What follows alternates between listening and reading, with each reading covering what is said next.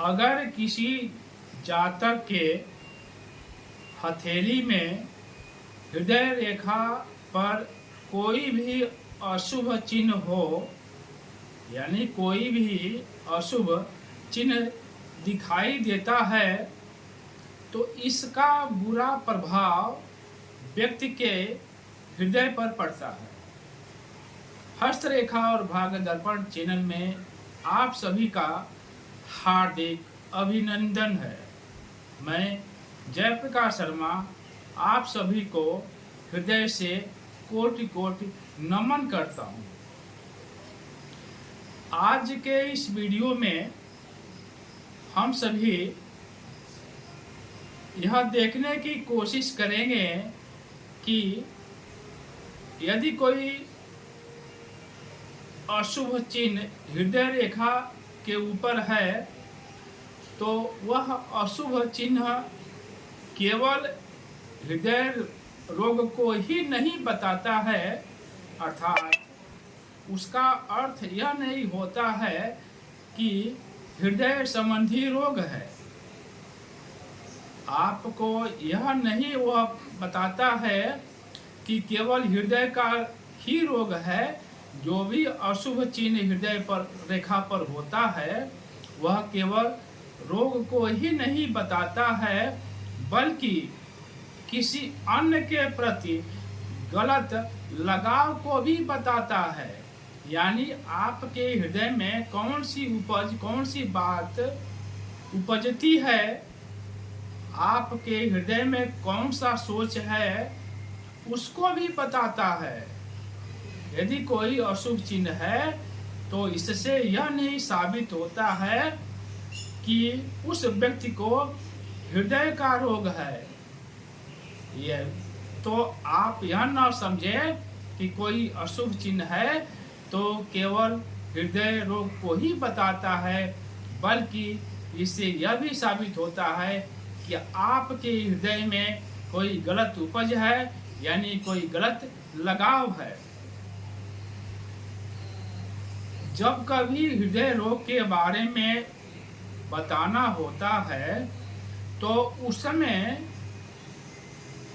ऐसा नहीं है कि केवल हृदय रेखा ही जिम्मेदार होता है। जीवन रेखा, स्वास्थ्य रेखा,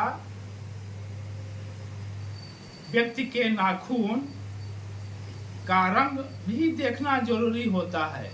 यानी जब कभी आप हृदय रोग को बतावें, हृदय रोग संबंधी आप विश्लेषण करें, तो व्यक्ति के जीवन रेखा को भी देखें, जो हथेली में जीवन रेखा है उसको भी देखें, स्वास्थ्य रेखा को भी देखें, और व्यक्ति के नाखून के रंग को भी आप देखें। तब जाकर के पूरा विश्लेषण करने के बाद ही आप हृदय रेखा पर जो चिन्ह बनी हुई है तो उसके अनुसार आप हृदय रोग को आप कह सकते हैं। अन्यथा कोई भी चिन्ह हो तो आप हृदय रोग को मत बतावें। यदि हृदय रेखा पर कोई भी चिन्ह जैसे क्रॉस है, जाला है, टूटन है, द्वीप है या काला तिल है, तो यह क्या करते हैं सब। इससे क्या होता है कि हृदय का जो विद्युत प्रवाह है को सही संचालन नहीं करता है। यानी ये सब जो चिन्ह है वह चिन्ह हृदय का विद्युत जो प्रवाह है, जो विद्युत प्रवाह होता है हृदय रेखा से, उसका सही संचालन नहीं होता है और इसको दो भागों में विभक्त कर देता है। यानी वहां से विद्युत का संचालन बट जाता है और दो भागों में विभक्त हो जाता है, अर्थात हृदय का विद्युत प्रवाह का सही संचालन नहीं होता है और यह दो भागों में विभक्त हो जाता है, जो कि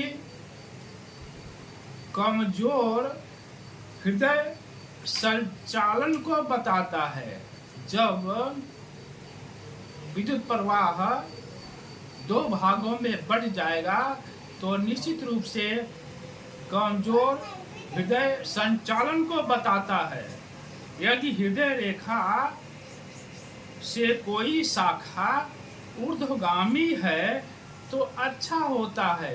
यानी आप देखें कि हृदय रेखा से कोई यदि रेखाएं ऊपर की ओर गई हुई हैं तो इसको अच्छा माना जाता है, और यदि निम्नगामी हैं तो इसको अच्छा नहीं माना जाता है।